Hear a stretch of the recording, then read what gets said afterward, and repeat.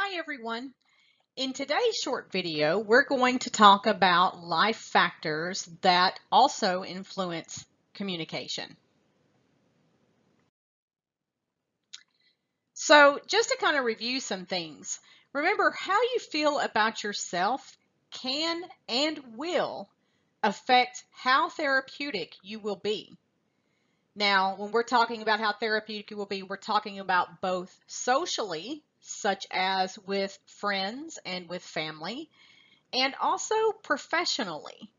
This would be with your colleagues, with your peers, maybe with your supervisors, or with our patients.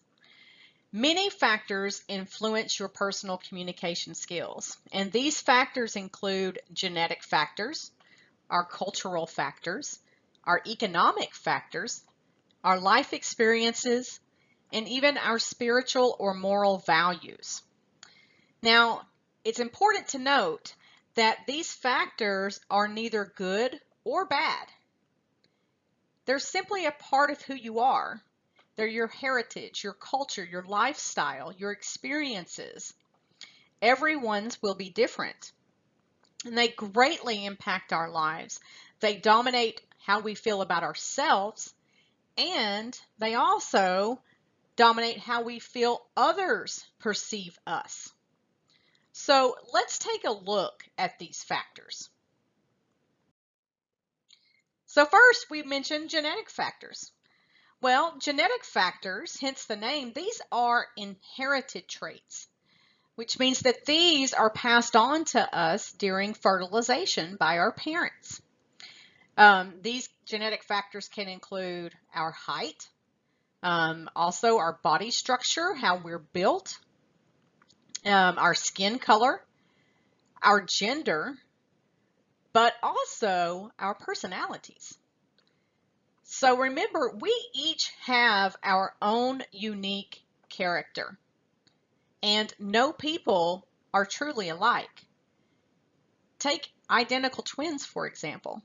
They look alike, they sound alike, they may have some of the same interests, but this is the one place that they are unique, and that's with their personalities. So we each have our own personality. Okay, so now let's talk about some cultural factors. Now, our culture plays an important role in a few things. One, it plays a role in how we think. It plays a role in how we interact with others. Also, our actions. And what I mean by that is it plays a role in what we eat, and it also plays a role in what we don't eat. In fact, it also is significant when it comes to what we wear. So every culture has its own customs, and customs are accepted behaviors in a particular society or a particular place or even a particular time. And one example of a custom here in America is shaking hands. You know, it's custom when you meet someone or even in the workplace to shake hands with the right hand, but that's not the case in some areas. And then also each culture has its own traditions. And traditions are customs as well, but they're customs and beliefs that have been passed down from one generation to the next. So a couple of examples of traditions here in America are eating turkey as part of our Thanksgiving meal, or even having fireworks displays on the 4th of July. These influence who we are and also how we are perceived. So compare Western culture with some other cultures. So remember we talked about eye contact, right? And we talked about in America that it is not only considered acceptable, but also expected to make eye contact, look someone in the eye when you're talking to them, because it gains trust, right? And it's also considered respectful. However, that's not the case in some areas. Remember, we said in some areas that it's actually the opposite. It's considered disrespectful to make eye contact, or even wearing shoes inside the home. In most cases in America, it's okay, you know, if you walk in someone's home wearing your shoes unless it's a personal preference. But in some cultures, it's more than just a no-no as far as personal preferences go. It is just simply against their custom in their culture. And then also touching. Again, in our society, in our culture here in America, you know, hugging or touching someone on the arm, patting someone on the back is okay, of course, as long as the other person is comfortable with that. However, in some cultures, personal space is respected. So there is no touching involved. So these are some examples of how these cultural factors can influence who we are, but also how we're perceived by others. Another factor that's important to consider are economic factors. And simply put, this is our financial status. This relates directly to someone's type of education and also their life experiences. For example, someone raised in poverty is going to have a much different perception on life and on others when compared to someone who was raised in affluence or wealth. The amount and type of education or our job training also influences our perceptions. And it also influences what we think about something or our impression of something. And then life experiences. Life experiences is a great one because these are amazing teachers. So think about all the different life experiences, how you know to do something or not to do something. Here's an example. How did you learn not to touch something that's very, very hot, like a stove? Many times we learn not to touch that stove because we touched it and we burned ourselves. That's a simple example of a life experience. There are some that they don't want to be around dogs. And why do they not want to be around dogs, or they have this fear of dogs? Maybe they were attacked by a dog, or maybe they were bit by a dog. However, for someone that has never had that experience and they've only had these wonderful experiences and companionship with dogs, they're not going to feel the same as someone who hasn't. We often learn by our own experiences. People who have experienced great loss and grief, for example, they will respond with a much deeper understanding and a much deeper sensitivity to others when they're going through these very difficult times.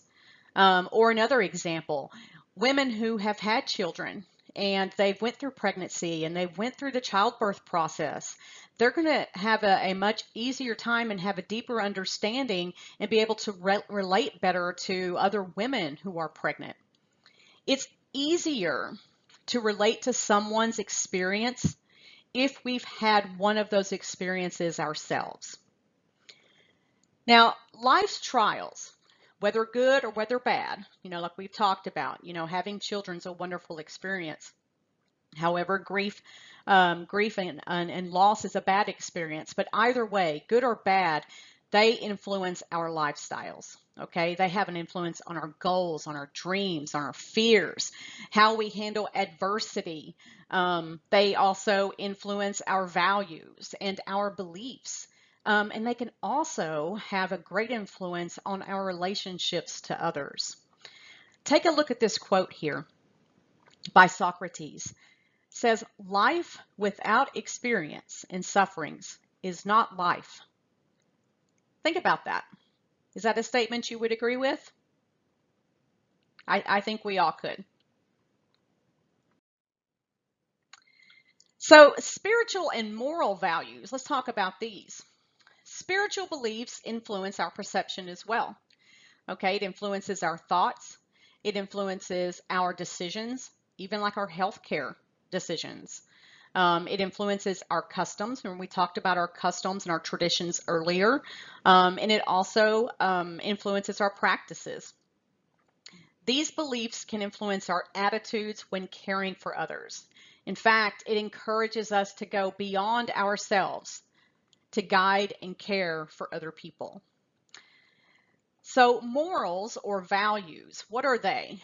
Well, these are really just rules that we live by. They're our own habits of conduct, and they are important in our relationships to others. Now, they can have a positive or a negative impact on some of these relationships, particularly if someone has entirely different rules of conduct or habits or different views from our own. But remember, that's when we try to come from that place of understanding and be empathetic, okay? And just remember that just because they're not our own beliefs doesn't make them wrong, doesn't make them right, it just makes them different. So now let's talk about role models. Role models can be found in a few places. They can be found in national leaders, parents, teachers, even spiritual guides or leaders, like think of Mother Teresa, or how about the Dalai Lama? They can also be found in public figures like Steve Jobs, founder of Apple. Maybe Michael Jordan is a role model for some. And Maya Angelou. Now, role models can be positive or they can also be negative. So positive role models help promote sensitivity. They help promote confidence and those social skills that we need. Whereas negative role models can direct us toward more positive actions. So when I say that, I mean they help us to avoid failures, and they also reinforce negative actions. So to explain that a little bit further, you very well may have two different managers. And I know I have. I've had several managers. And I know that regardless of whether they were positive or negative, there was always something for me to learn from both. From the positive ones, those are the actions I wanted to take. That's how I wanted to be. Those are the rules I wanted to live by. From the negative role models, I knew, that's what I don't want to do. That's how I'm going to be different, is I'm going to take what they did, I'm going to change it and do it this way. So there's always something that we can learn from both positive and negative role models. So some final thoughts. Understanding these factors and how you feel about yourself directly impacts how you will therapeutically communicate with others. So keep in mind, our differences are not good and they're not bad. They're just differences. They make us who we are. Remember those experiences that we talked about, those life experiences, they shape our personalities. And they also shape how we act and how we react in certain situations. Remember, I was talking about some of those fears. Someone who may have went through an experience with a hurricane or a tornado may have these great fears of storms, whereas someone else may not. I have known people that have those great fears. I mean, they have incredible anxiety when it comes to those storms.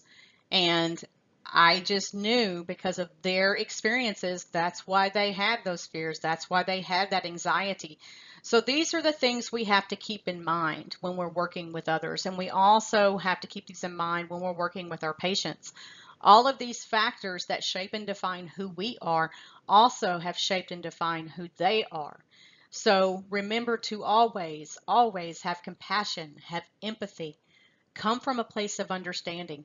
Try to understand why people think the way that they think or why they have these fears that they do, because chances are they've had some of these other experiences as well. So I hope you enjoyed this lesson today. Until next time, take care.